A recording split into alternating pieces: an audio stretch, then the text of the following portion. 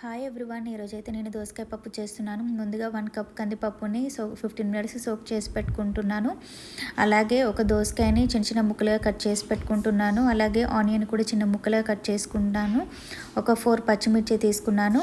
2 టమాటోస్ని చిన్న ముక్కలుగా కట్ చేసి పెట్టుకున్నాను. ఇప్పుడు కుక్కర్లో సోక్ చేసి పెట్టుకున్న అదే వాటర్తోని కందిపప్పును వేసుకుని తర్వాత ఆనియన్, టొమాటో ముక్కల్ని, దోసకాయ ముక్కల్ని వేసి కొంచెం పసుపు, కొంచెం సాల్ట్ వేసి, కొంచెం ఆయిల్ వేసి, కొంచెం చింతపండు కూడా వేసాను. అలాగే 2 కప్స్ వాటర్ అలా వేసుకొని 2 విజిల్స్ వచ్చేంత వరకు పెట్టుకున్నాను. 2 విజిల్స్ వచ్చాక ఇప్పుడు స్మాష్ చేసుకోవాలి పప్పుని బాగా స్మాష్ చేసుకున్న తర్వాత ఒక ప్యాన్ తీసుకొని 2 టేబుల్ స్పూన్ ఆయిల్ వేసాను.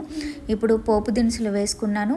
తర్వాత ఒక 4 ఎండుమిర్చి వేసుకొని తర్వాత కొంచెం కొత్తిమీర, కొంచెం కరివేపాకు వేసుకొని కొంచెం సాల్ట్ వేసుకున్నాను. అంతే, పోపుని పప్పులో వేసేస్తే ఎంతో రుచికరమైన దోసకాయ పప్పు రెడీ. ఇలా మీరు ట్రై చేయండి, చాలా బాగుంటుంది.